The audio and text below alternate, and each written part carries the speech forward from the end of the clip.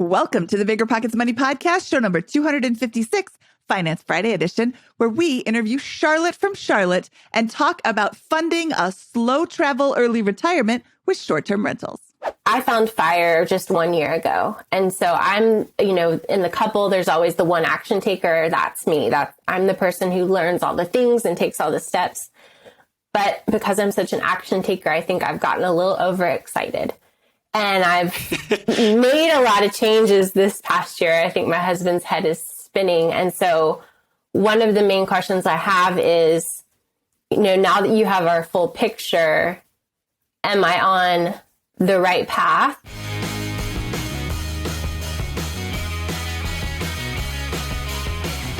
Hello, hello, hello. My name is Mindy Jensen, and with me today is my explosive growth co-host, Scott Trench. All right. Well, happy to be here with my dynamite co-host, Mindy Jensen. Scott and I are here to make financial independence less scary, less just for somebody else, to introduce you to every money story, because we truly believe financial freedom is attainable for absolutely everyone, no matter when or where you're starting. That's right. Whether you want to retire early and travel the world, go on to make big-time investments in assets like real estate, or scale your Airbnb business, we'll help you reach your financial goals and get money out of the way so you can launch yourself towards those dreams. Scott, I am so excited to bring this episode to our listeners today, because this is the story of a woman who discovered financial independence 1 year ago and has decided that she is going to retire in 4 years exactly. And she's able to do it through real estate investing and short-term rentals. And her story is so repeatable for somebody who is looking for a way to fund their early retirement. Yeah, I mean, this was a fun one. She has a very clear and specific goal that we can backdate into with 4 years from now, with good reasons for that. And the time, inclination, skill set, and ability to advance her Airbnb business. So it was really fun, really clear. And I think hopefully, folks will take some good nuggets from this. If you've been thinking about investing in Airbnbs, this is the greatest episode for you to listen to. Now let's make my lawyer happy by saying the contents of this podcast are informational in nature and are not legal or tax advice, and neither Scott nor I nor BiggerPockets is engaged in the provision of legal, tax, or any other advice. You should seek your own advice from professional advisors, including lawyers and accountants, regarding the legal, tax, and financial implications of any financial decision you contemplate. Charlotte lives in Charlotte and is in the middle of a huge transition. She's closing her travel business and recently moved to be closer to her daughter's school. She'd like to retire in 4 years from now exactly, to slow travel with her husband, and she's wondering if she's calculating her FI number correctly. She's also looking for guidance on where to focus, and is she even doing all of this right? Charlotte, welcome to the BiggerPockets Money Podcast. First, I have to ask you, why 4 years from now exactly? Thank you so much for having me. I am freaking thrilled. Okay, 4 years from now exactly. My husband's birthday is next week. And 4 years from his birthday, he will be old enough to start getting a pension from work. And so it's not a full pension as it would be in X number of years, but we can start getting a pension, and that is part of our, obviously, FIRE budget. Okay, I have a really quick comment about the pensions because I am not super knowledgeable, but in 2 weeks from now, we are having Grumpus Maximus on episode 259, and he is a pension master. So yes, listen to his episode. I mean, you have 4 years, but, listen to it before you make the decision on when to take the pension and how to take it. He had some really great advice for how to look at your different options depending on what kind of pension it is. Okay, great. Thank you. Yeah, that's a really great episode. Love it. And before we get into kind of learning more about your background, let's dive into that pension for a moment here. What are you expecting? What does your husband do? What are the details around that? He is the IT director for a public health authority in the county just next to us. He's been there for 20 years next year. He's slow and steady Eddie. He's just happy doing the same thing. And so as part of the public health system, he's a government employee here in North Carolina and will get a pension.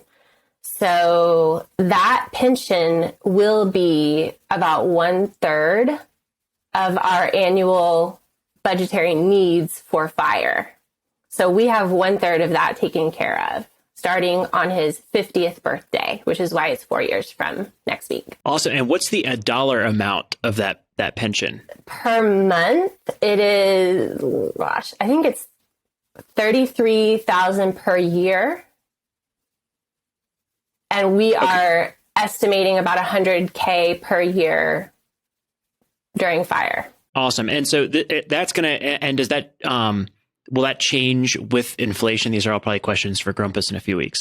That's a question for Grumpus. Fair enough. Okay. So we got $3,000 per month, in income,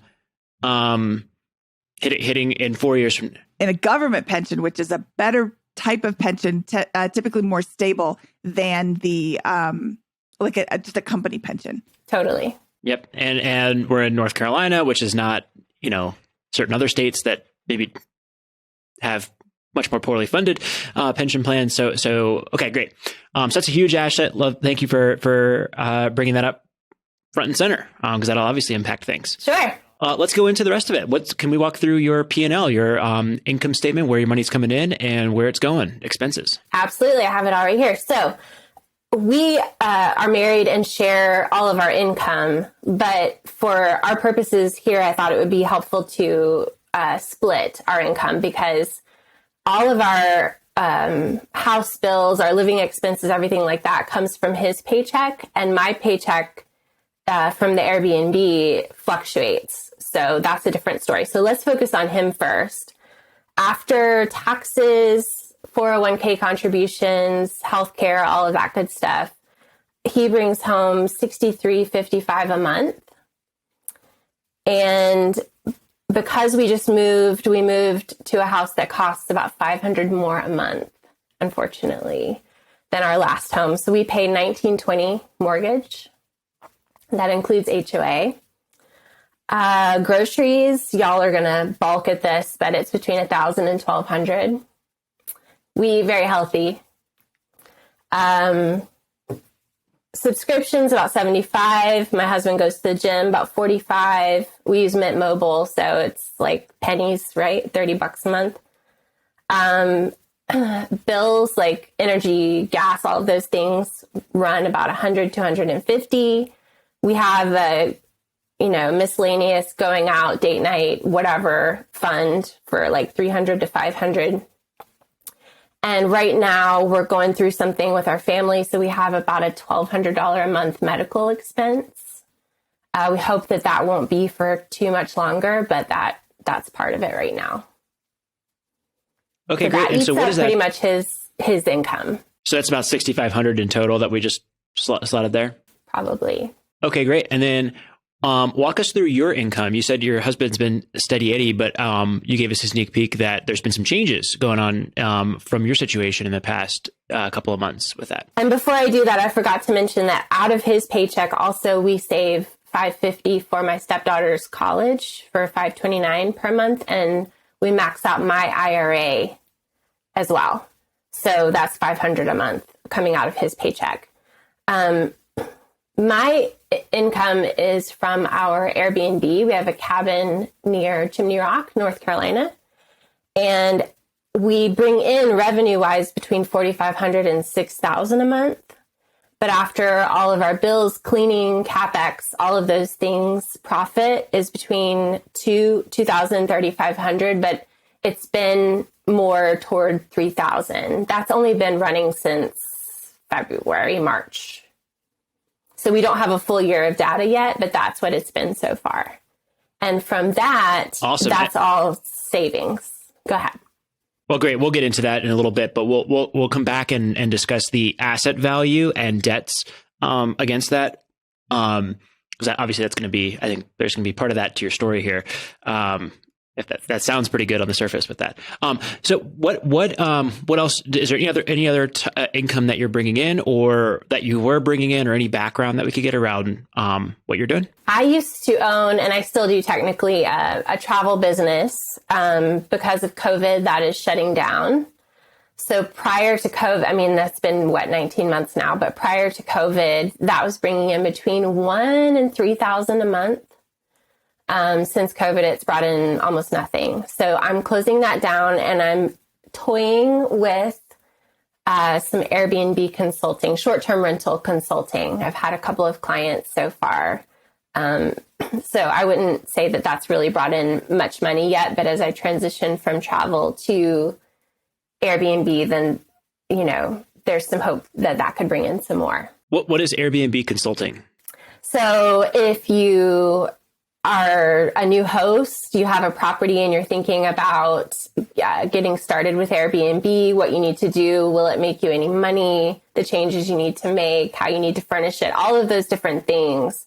There's so much free information on the internet, but some people just really want their hand held. And so it's a 30-minute chat, one-on-one consultation, and then it can move into this week I'm going to a couple's home and I'm going to help them furnish. So it could be really anything people need that are new to hosting. Okay, awesome. Well, great. Any other sources of income or expenses that we should be aware of before we move on to net worth? No. Great. Well, let's walk through investments in your assets and liabilities, investments in your debts. Okay. We have a primary residence, which we just purchased in September. We have a mortgage on that for $337, and Mint tells me it's worth $362. Our mortgage on that is 2.75, our rate. Nice. Yeah. We have the same rate on our cabin mortgage, and we closed on that in January of this year. We owe $186, and Mint tells me it's worth $244. We're about to put a tiny cabin on that property as well, so it'll be a double income producing property. That will also carry a mortgage, but that's not finalized yet. Great. We have an emergency fund, which has about 4 months in it right now. As we build our Airbnb portfolio, we will be building the emergency fund as well. We have short-term rental savings fund of $75,000. That's going to be for the next 2 properties. So the tiny cabin that we're already building and the next property, which I hope to have by next summer. In VTSAX, we have $95,000. And then retirement accounts, I have a Roth IRA of $63,000, a solo 401k, which, I started with my travel business, has $6,500 in it. So that's just going to sit. I'm not contributing anymore to that. My husband has a 401k, $202,000. A Roth IRA, $34,000, a traditional IRA, $6,600, and then his pension. Okay, and so what would you kind of peg your net worth up at after listing those assets? Mint says it's around $400 to $500. Okay. So I trust that, I suppose. Absolutely. And then with a pension, and this is where I think Grumpus will be much more helpful than me, but I would say, okay, if we're going to use the 4% rule on that kind of stuff, you could maybe say that pension at 33,000 is worth 33 times 25, which would be an incremental $825,000 in net worth. That would be one way to potentially think about the pension as an asset on top of some of those things. Obviously, the pension is not an asset yet because you need to wait 4 more years, but something to think about with that. Great. Anything else we should know about from a debts and investment standpoint? No, we don't have any more debt. We spend all of the profit from the Airbnb on various investments, savings. So that's pretty much the whole story. That's the whole situation. What's next? Do we want to? What I'm sensing based on this is you're going to go in and build more from your Airbnb business, and that's the game plan here. And it seems like that's a pretty obvious and likely candidate for the discussion. But is there another direction you want to go first? Or do you want to dive into that topic? There are 2 main questions that I have, and we can start with Airbnb. Is my favorite thing to talk about. But the biggest, twofold. I found FIRE just 1 year ago. And so I'm, in the couple, there's always the one action taker. That's me. I'm the person who learns all the things and takes all the steps. But because I'm such an action taker, I think I've gotten a little overexcited. And I've made a lot of changes this past year. I think my husband's head is spinning. And so one of the main questions I have is, now that you have our full picture, am I on the right path? And also, separate from that, because we have this retirement situation that's kind of in stages, which is he retires at 50, he can't access retirement accounts for 10 years. I'm 6 years younger, so it's going to be another 6 years beyond that before I can. How do you figure out a safe fire number with like a multi-stage retirement situation? So Airbnb and those two questions, if we could cover those things, that would be fabulous. Let's start on let's start with the first one. With that, let's start on number one. What can you give us a picture of how the last year has been, or a highlight of your money story, maybe with a snapshot of 18 months ago or a year ago and leading up to the present and what you've done? Yes. So prior to finding out about FIRE, I was always very, quote unquote, good with money, which just means I was super frugal and would never go into debt. That wasn't true of my husband, although by the time I met him, he had cleaned all of that up. So we come from different places. Money mindset wise, we come from very similar places, from money values, I suppose. And so prior to finding out about FIRE, my main goal was, once his daughter graduates, which is in 2.5 years, we're going to sell everything and he's going to take a sabbatical and we're going to go travel for a year, because travel is the best thing. It's my number one thing I love to do. And we were going to do that. And we kept butting heads because he was thinking of the practicalities of doing that, of leaving his job that he's been at for over 20 years. And I just wanted to travel, and the two didn't jive. And so I found out about FIRE from Farnoosh Torabi's podcast, So Money. She was interviewing the folks from Our Rich Journey, Amon and Christina. Amazing. And I was like, this is how we do it. This is how we go and travel. And so it finally gave us a common language. Once he found out about it, I explained it to him. He was like, this is how we make this happen. And we don't have to go for just a year. We can go forever and ever and ever. So all that being said, when we found out about FIRE, we were not tracking expenses, spending whatever, we were saving a little bit, but not really. I think we started off with 23,000 in VTSAX, and now we're almost to 100. Like, we've just been grinding this past year, changing all of our bills, checking out Mint Mobile, different house insurance, like all the changes that people who get really into it make. And now here we are, about to build on our Airbnb business and really be able to put a ton more into VTSAX. And I just want to know that I'm doing it right.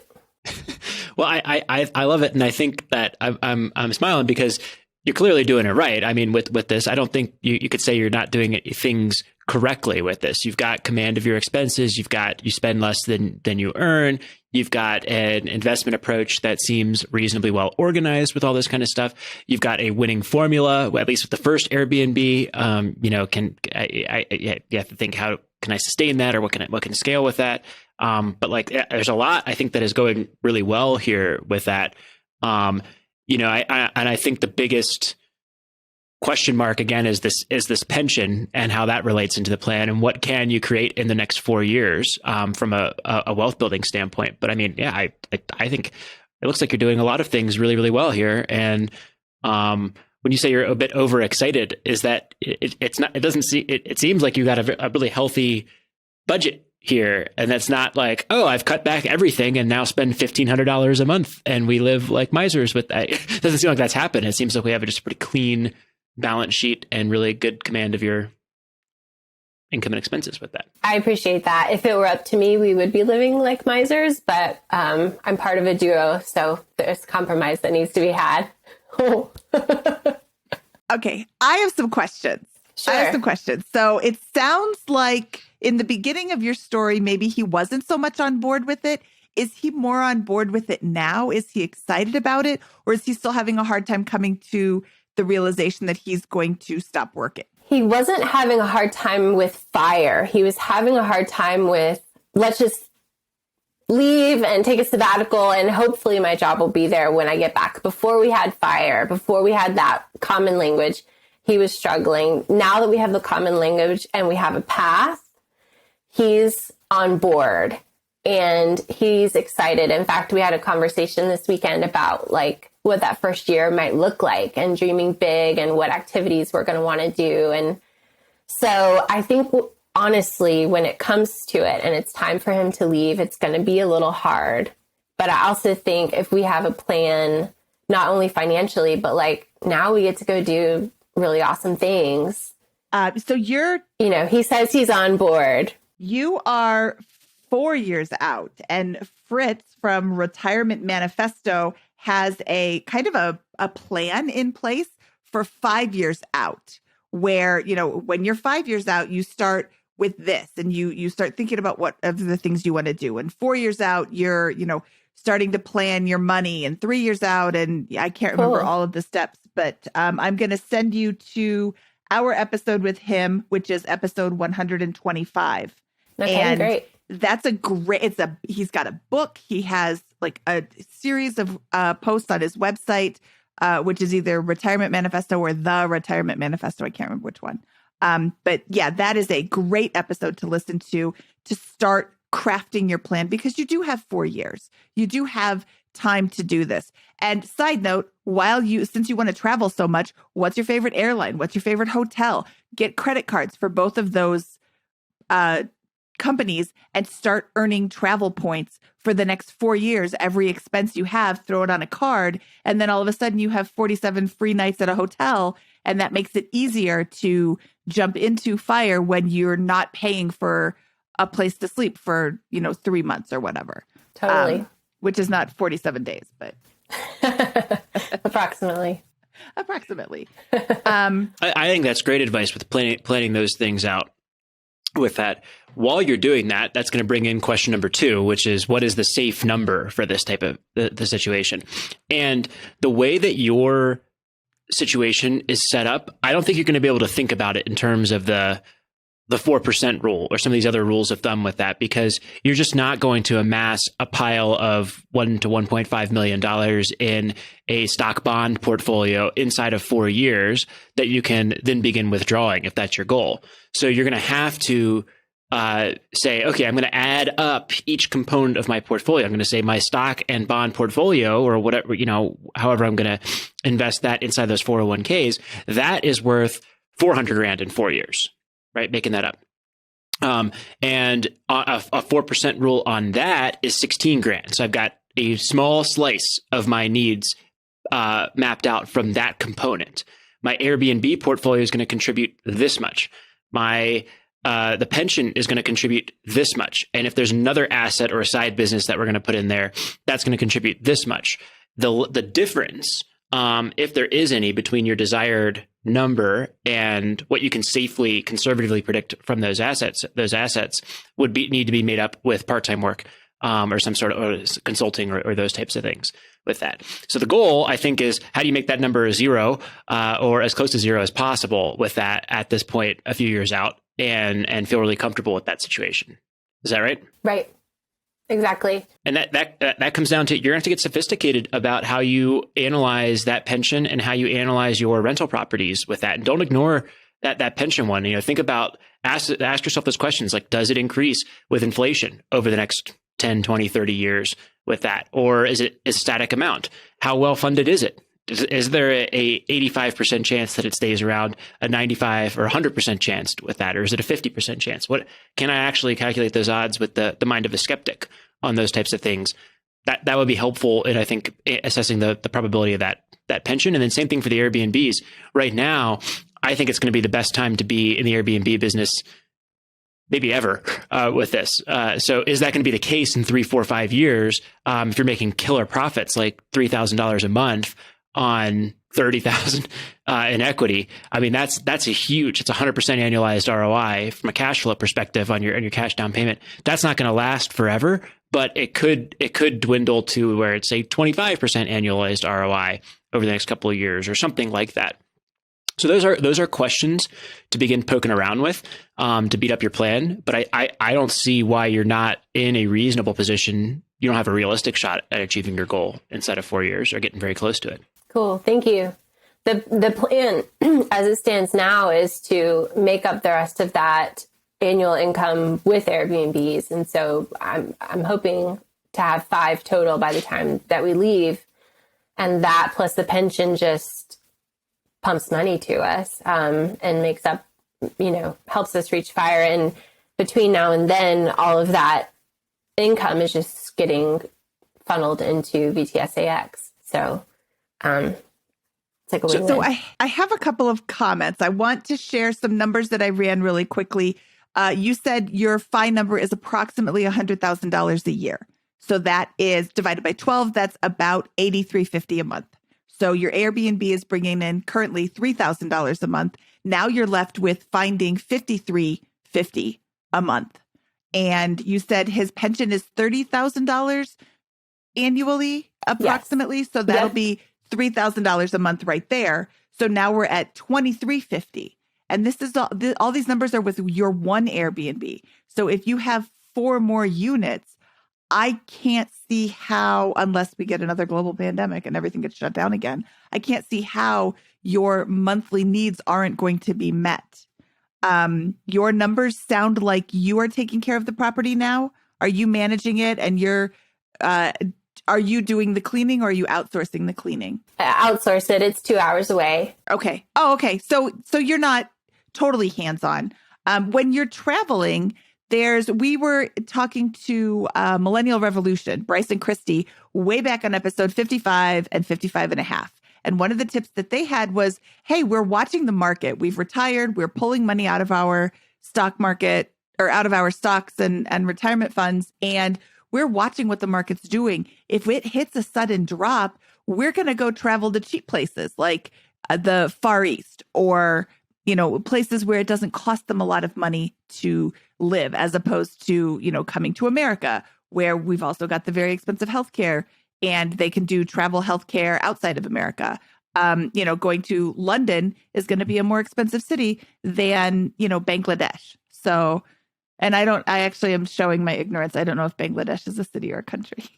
Because I'm a terrible person. You're not a terrible person. It's okay. But these cheaper places are something to think about. Maybe this 100,000 because your cabin needs a new roof.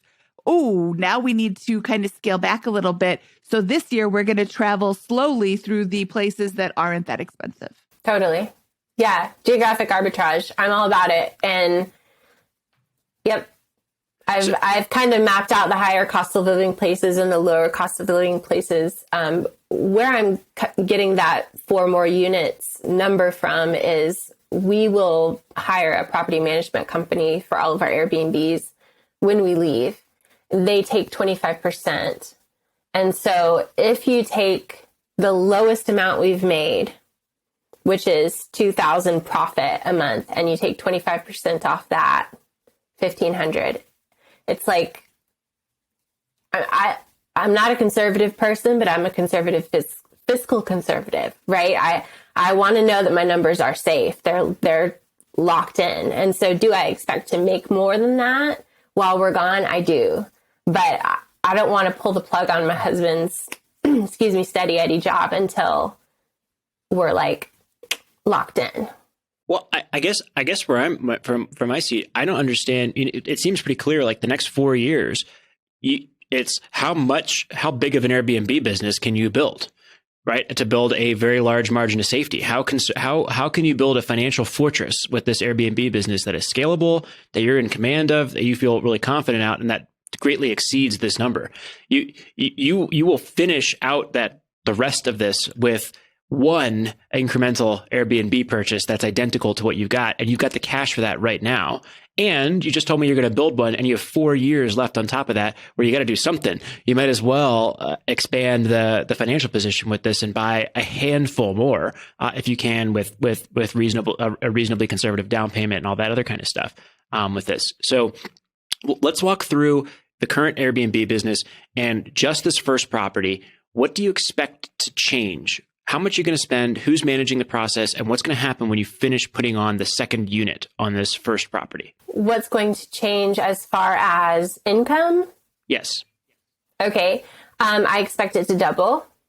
It's a pretty similar property in a lot of ways. It's a bit smaller, but it's the way that I run my Airbnbs is super high quality. Like, you're going to want to come to my Airbnb, even if you're not trying to come to that area. The Airbnb itself attracts you. The tiny cabin is going to be the same way. It's super cute. And so we expect to double our income with the mortgage. Give us an overview of the business. Where are you located with this? Yeah, you said it earlier, but it's like, what is the attraction of the area that the Airbnb is in the first place? And then let's go into your operating model for sure. Great question. The Airbnb is located in the mountains of Western North Carolina. So most people listening who are not from North Carolina have heard of Asheville and the Biltmore House. We are about 45 minutes from there. So that's not the main attraction, but we're 10 minutes from a place called Chimney Rock State Park, and Lake Lure, which is where Dirty Dancing was filmed. Those are both within 10 or 15 minutes of us. So it's really a popular place year round, lots of hiking, waterfalls, lake in the summer. And we're 20 minutes south of Black Mountain, which is like a hipstery, beer-centric, cool place. Okay, awesome. Does that help? Perfect. And then so you have a cabin out there, and it's got enough land to build a second property on it. We just talked to the financials that you're going to bring in $2,000 to $3,000 a month in profit from that right now. How much is the second home construction going to cost you?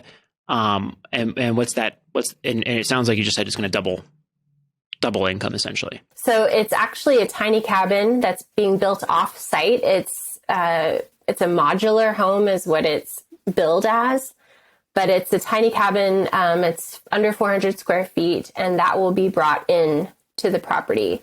The mortgage on that includes the septic and the well and the driveway and everything else. It's $125,000. But because it's a modular and because it's an investment property, it's a really stinky mortgage. It's 10 years at 6.5%. Yeah. Stinky. So what we're going to do is work our butts off to pay that off as quickly as possible. Try to get that paid off before we leave in 4 years. And is it going to go on your current property? Is it going to be in sightline to the first one, or what is it? It's on the property. It will not be in sightline unless you like walk down the driveway and really crane your neck. But it's still total privacy for both properties. Okay, so it sounds like a great thing there. And have you talked to? And you can't wrap that new property into the overall mortgage on the lot or anything like that. You can't get a 2-unit or anything like that. Or walk us through why you had to get a different type of financing for that. I don't know. I assumed this was the only thing I could do. I believe modular properties are considered vehicles because they can drive away. They're not considered actual real property. It's not a house. So that could change if it goes on a permanent foundation. It will. So I would talk to... In North Carolina, it is not considered a vehicle. And I only know that because we tried to buy a tiny house on wheels and no one would finance us because it's considered an RV. This type of modular will be on a permanent foundation, and so it will appreciate. It won't depreciate, and you can get just a normal mortgage for it. Well, that sounds like a good step here. Yes. Next step is to go and make a list of potential lenders and call them up and do some more discovery work on this, because if you can refinance out of that loan into a 30-year fixed that wraps both the properties into one mortgage or something similar, maybe it's a conventional loan. Maybe it's what we call alternative to conventional with a lender that's going to do an asset, 30-year fixed mortgage. But I think some research there could be worth a lot. Even if there's a 50% chance that there actually is a product that's better, that's still really valuable, even if there isn't one. Yeah. And North Carolina lenders, if you have an idea that she can use to finance this property in a better way than 10% at 6.5%, email me, Mindy@BiggerPockets.com, and I will pass your information along to Charlotte, because it sounds like there's got to be a better way to finance this. But again, I'm not a lender, so what do I know? Thank you so much. Yeah, I would love any information around that. And if we need to roll that into the current mortgage on the property, then that's fabulous. Yeah. Regarding this lot, you said it's big enough to do a tiny home in addition to the existing cabin. Is it big enough to do other tiny homes? No.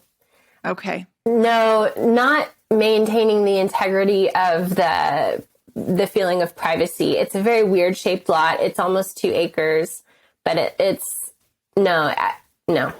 With this being, I'm just throwing this out there, but with this being 400 square feet, maybe there's an opportunity to do 2 right next to each other. Same septic system. Maybe you go a little bit bigger with the septic, and it's for people who want to go on vacation together, but also don't want to be like in the same 400 square foot space. Spot. Like, I'd love to go on vacation with Scott, but I'm not staying in a 400 square foot house with him. And our spouses would also go with us. I'm not just going on vacation with Scott. That sounded weird. I was staying in the main house. No, that's a cool idea. I like that. There might be room in that little spot to do 2 of them.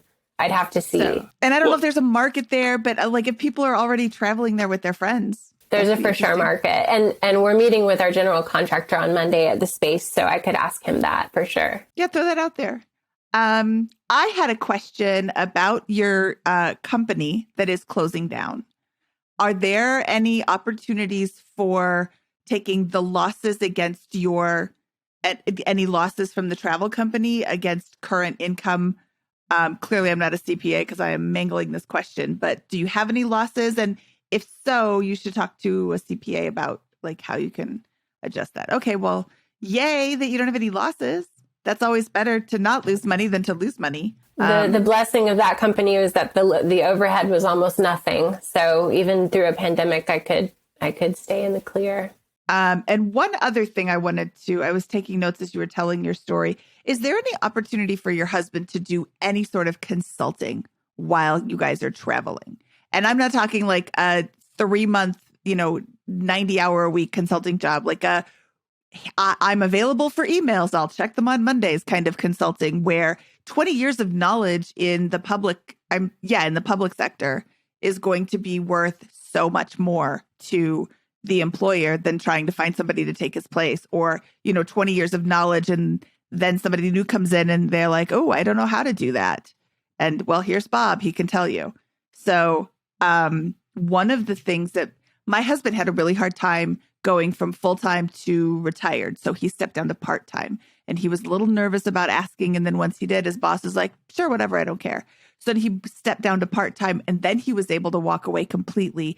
And that helped him kind of wrap his mind around leaving employment. So throwing out there, and maybe like 4 years out isn't the right time to talk about potential consulting opportunities with your boss, but maybe a year out or 6 months out. Hey, I'm thinking about retiring at the end of the year, and I'd like to continue. Are there any consulting opportunities? Totally. And I think he would love that for sure. He loves his job. I can't imagine it, but he loves it. So, So going back to the Airbnb stuff here, how much cash do you need to bring to place this second home, the mobile or the manufactured house, onto the lot? 20%. So about $25,000. Okay, and you have $75,000 saved up exclusively for the purpose of purchasing more real estate. That's in addition to your emergency fund. Are you also using that $75,000 as an operating reserve for the Airbnb business, or is that? No. The goal with that money is, the next Airbnb, the tiny cabin plus furnishings, plus the next down payment plus furnishings. And the emergency fund is a catch-all emergency fund. So including anything that could happen with Airbnbs. Okay, great. So you have 75,000 specifically for the purpose of purchasing more Airbnb real estate. Yes. And you are currently generating $3,000 a month on average from your property. That's net getting contributed to that account. And at what time do you expect this property to be finished being installed and generating revenue? Spring. What do you have a specific date, or is it kind of April? No, we're in the process of working with the county right now to get it perked and all of those things. So I've put a down payment of $8,500 that will go to that $25,000 to get in the builder's queue because they're so booked out. But a lot depends on what the county comes back and says this next month. So I have no idea. I'm hoping by April. Okay, great. And then what? So we have April. I think by April you will have piled up another 15 to 20 grand into this account from your Airbnb business with this. So you'll be sitting at 85 or whatever with that. Is that right? No, all of our profit goes into my husband's Roth IRA, VTSAX, and personal savings, which we both keep so that we can do our own hobbies. So we're not pumping our profit back into Airbnb. That $75,000 came from the sale of our primary home 2 months ago. Okay. So, that's helpful. Mm-hmm. That doesn't mean we can't save it for that. So I'd love to hear the rest of your thought. Let me think about this. What would the next property, like let's recreate your first purchase. How long have you owned this current Airbnb? Since January. Can you buy a similar property right now in the same area? Do you want to? We definitely want to, because we have 3 mortgages going right now, including the modular that's coming up. We've hit our limit on debt to income to qualify for another mortgage.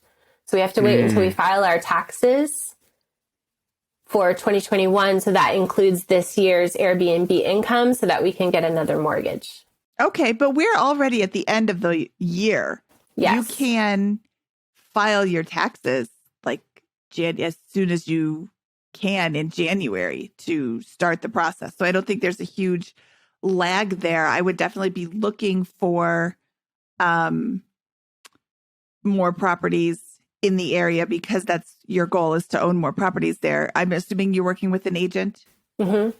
Yeah. Continue seeing properties and continue seeing them and running the numbers. And if something makes sense, start looking for a portfolio lender. There are lenders out there. These are like local banks, like credit unions and things like that will lend on the property and keep it within their portfolio. And it might be a higher interest rate, but if you're able to get this property and start generating this income, then you can refinance it down the road. Or maybe they will look at your portfolio that you have currently and say, oh, you've got your primary mortgage and this cabin mortgage. Let's do a mortgage on this new property and wrap it in with this, the new cabin that's being built, the tiny cabin. They might offer something. When they keep it in their portfolio, they have the ability to kind of do whatever they want. They're not trying to sell it on the open market to Fannie Mae, so they don't have to follow the Fannie Mae guidelines. So your debt to income may not matter so much.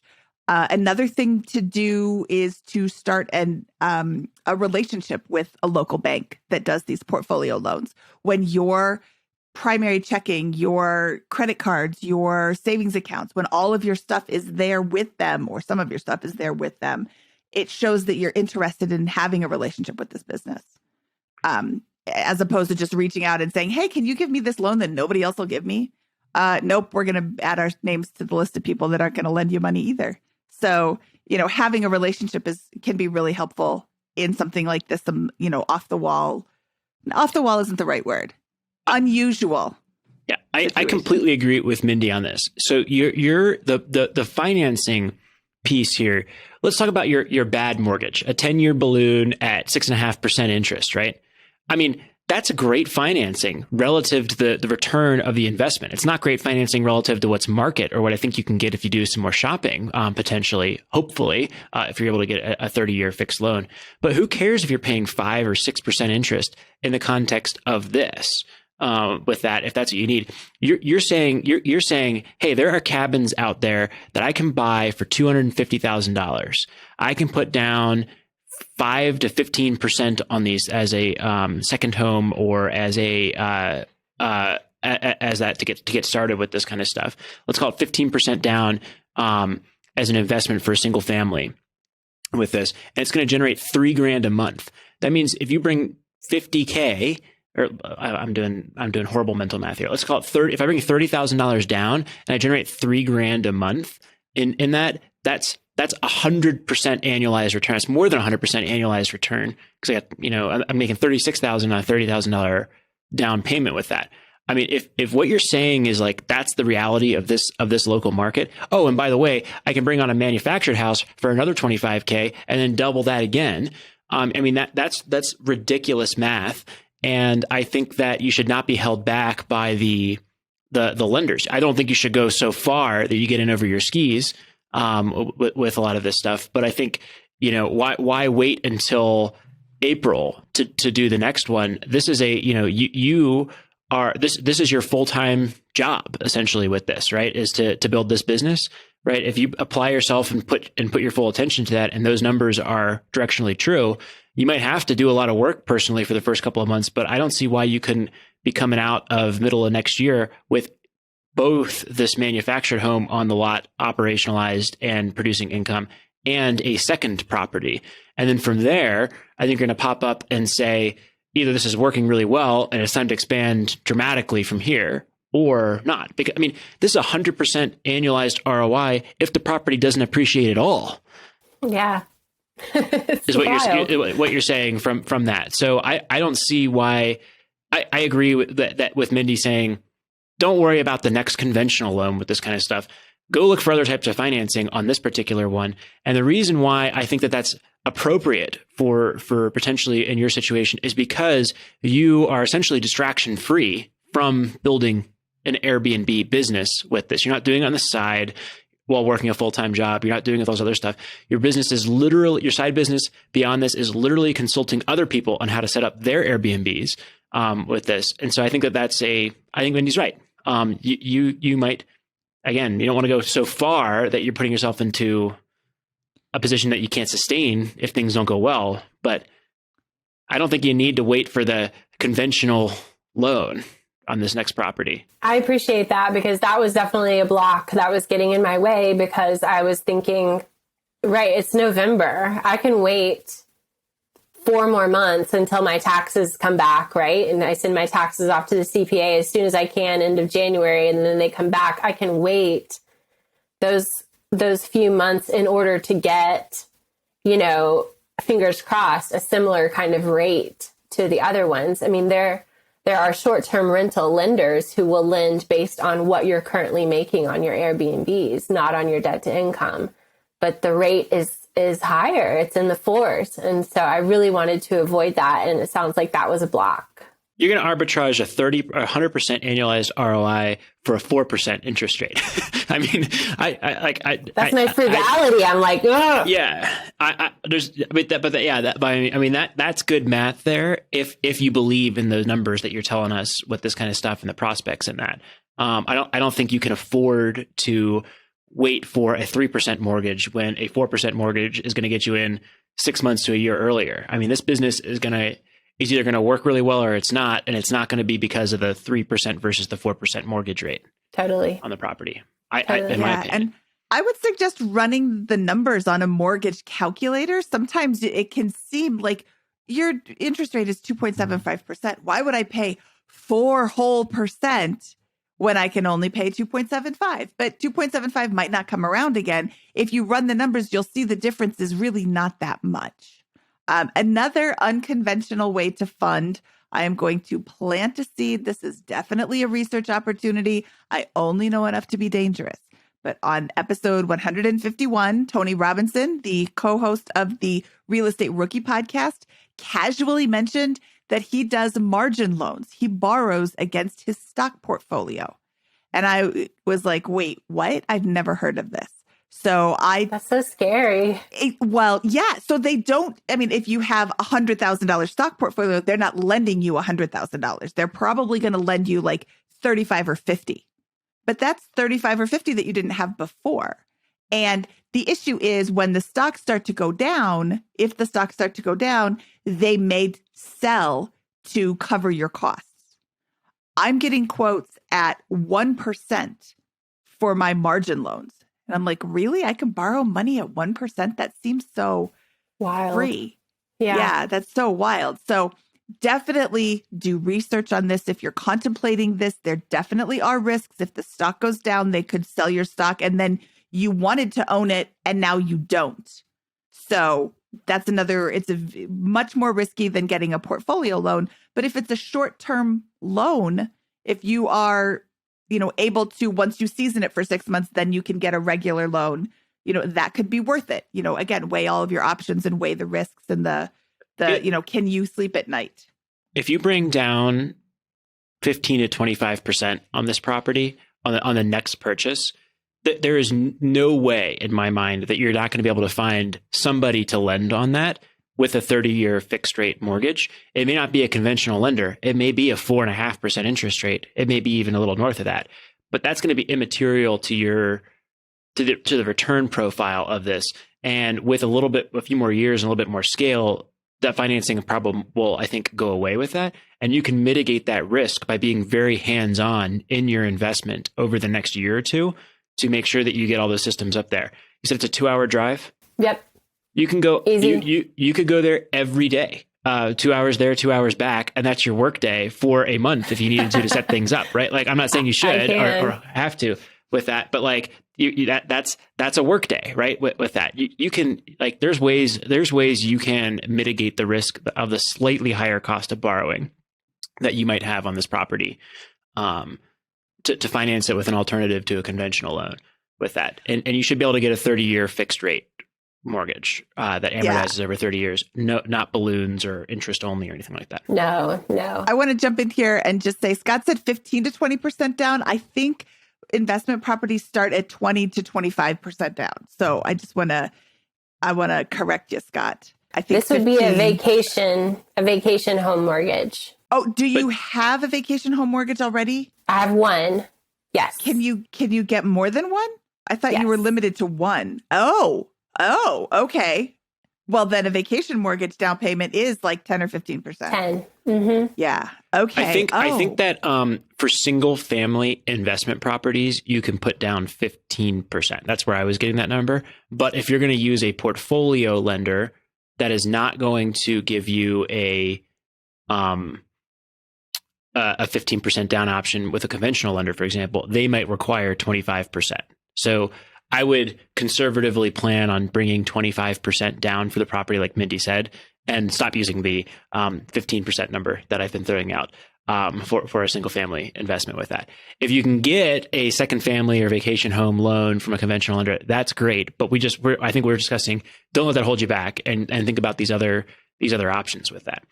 Now, that also goes to the plan that or the question that you had earlier, which is, should the profits be going into my down payment fund, or should they be going to my Roth IRA and those types of things? Well, I think we answered the question there. If you honestly believe that you can get 100% annualized cash on cash return from a profit perspective, and your downside is like a 60% cash on cash ROI, then the Roth doesn't make sense compared to the business that you're about to build and run. If you believe that those, so I think you should run those, but say, like, do I believe these numbers, and like stare at them and bring it and ask your husband as well. But like, if you do after that, then I don't see why. I mean, you have scarce resources. You can't fund everything at once with all of that. But why wouldn't you put it into something that could generate an incremental $3,000 a month? Fear of getting to 4 years and not having enough in Vanguard and various retirement accounts, and I'm wanting to balance all of it so that we're putting money everywhere where it needs to go. But I hear you. Yeah, but if this goes well, then you're gonna like your bigger fear should be, hey, am I gonna like my current path is maybe gonna get me there or pretty close to it with that with some gap. 2 of these and I'm done. Yep. Well, let's look at your worst case. Your worst case scenario was $2,000 a month. So that's actually $1,500. And then you want to have 5 of these. So 1,500 times 5 is 7,500, and you need 8,350 to fund your lifestyle. And that's not even including your husband's pension. And, you know, you're kind of like, you're there, and you still need to, you know, consider other things like taxes and health insurance and things like that. But if he's a government employee, do you get government health insurance? He gets government insurance for the rest of his life. Nice. I know. We need to figure out what we're going to do for me and for his daughter, because of course she can stay on until she's 26. She's 15 now. Well, and you know, frankly, when she's 26, she can start to foot that bill herself. So we really only have to think about you, which sounds so snotty. I don't mean it like that, but like at some point the baby bird has to leave the nest. I totally agree. I think that's a money date topic with that. So we that's kind of hard for the 3 of us to talk through it with that. But I think that's a, yeah. Well, if you want to have enough left over to cover the health insurance, guess what? The answer is another one. Yeah. Get another Airbnb. Yeah. with this stuff. Or at least that's the present. You know, that's what the answer is at present with this, right? And so, like, I think the strategy is very clear. I think that the big takeaway from a planning standpoint, or hopefully the one that I encourage you is if you believe that is you're going to get 100% cash on cash ROI from one of these properties, or somewhere in the ballpark north of 50% cash on cash with these things, then the financing rate is not going to change that fundamentally, right? I mean, it could if the interest rate starts soaring, but it's not going to move it into a place that I think is crazy with a lot of that. And your business, your full-time efforts can go towards building out this business, but like you need the access to that cash and the access to the financing in order to make a move. Otherwise, you're just going to be waiting around until spring to make the next move happen with this. And that 4 years of planning looks a lot easier if you're entering in the summer of next year with 2 Airbnbs that are operating pretty nicely, and you're using that as an engine to pile up a lot more cash for the next purchase. You get this second unit on your first property and buy a second unit, and each of those is producing $2,000-$3,000 a month. You're self-managing or whatever, and that's $9,000 a month. That's $108,000 per year in cash that you're going to be generating, which you can begin snowballing your business here with that, and kicking that back to do plenty of Roth contributions if that's what you want. That's 1 month you fund your Roth. So I mean that's isn't that crazy? Is that I mean that's a best case scenario, but that is not absurd given the context you just gave us. No, it's not absurd. It's just wild to hear. I used to be a public school teacher in North Carolina, which is like the 48th worst for teacher pay. So to hear, I mean, I am making off of one cabin basically what I brought home from teaching. And I'm here at home, not having to deal with it. So the numbers are real and they make total sense to me, and I know them, but hearing them from someone else is wild. So now I just have to get my husband on board with these higher interest rates and moving forward right now. Shouldn't be hard. And you can always refinance potentially in the future with that. But yeah, I think with the higher interest rates, it can seem, when you just look at the number, it can seem really daunting. But run the mortgage calculations, and see the difference. I mean, it's like $20. I mean, it's not, but I didn't run them. But it's like, it's really low. It's, you know, if we pay an extra $100 a month, we can generate another $2,000 a month. I will pay you $100 a month for you to give me $2,000 a month all day long. Got it. In fact, Scott, I will give you $100 a month right now, one-time offer, if you will send me $2,000 a month back. No. Do it. Let me open a bank first. Then we'll start doing that. Yeah. Well, Okay. great. Charlotte, has this answered some of your questions? Or do you feel like there's other areas that we need to talk about today? It has not only answered my questions, it has broadened my mind. And I needed that because I've been in these numbers for a long time. And so I really appreciate that. No, I don't have any further questions. It's time to get to work and find a lender. So Mindy, whoever emails you, I'm so grateful for you putting that call out there. I would love to speak to them for sure. Yeah. And please email me, Mindy@BiggerPockets.com, if you have ideas for what she can do. If you are a lender in that area and have actual portfolio loans or other options for her, ping me and I will pass it along. I just want to point out that if you decide to buy another property and refinance out of this debt, that your blended interest rate is probably going to be lower than what you're about to head into the spring with anyways, because you're going to get a 6.5% interest on this $125K. So it was like, okay, well, I mean, okay, you just put the whole portfolio against a 5% interest mortgage loan, and that's probably at the higher end of that range that you'd go out and find when you go shopping for these. That's an overall lower interest rate or about the same anyways with it. Probably lower risk. And I don't know. So for someone who knows nothing about portfolio investing, mortgages, where would I go to find good info on that? Because I know nothing about that. Ooh, that is a really good question. I will look for some articles on BiggerPockets. And if you are listening to this show, please post in the Facebook group episode or post that I am making for today's episode asking about portfolio loans and where to find more information about we have a starting place for this as well at biggerpockets.com/loans. Now, some of those, all of them will essentially be sponsors of BiggerPockets. So I want to acknowledge that with that. But that is one place to go. And we can also, we should email one of our team members who's in charge of the lender program here. We should email Joe and ask him for some recommendations. Thank you. Yeah, I will send you all the information that I find and that people share with me. And then, of course, you're in our Facebook group, so I'll tag you in that post as well. Wonderful. Thank you so much. It's awesome. Awesome. Well, I think this has been a super fun episode.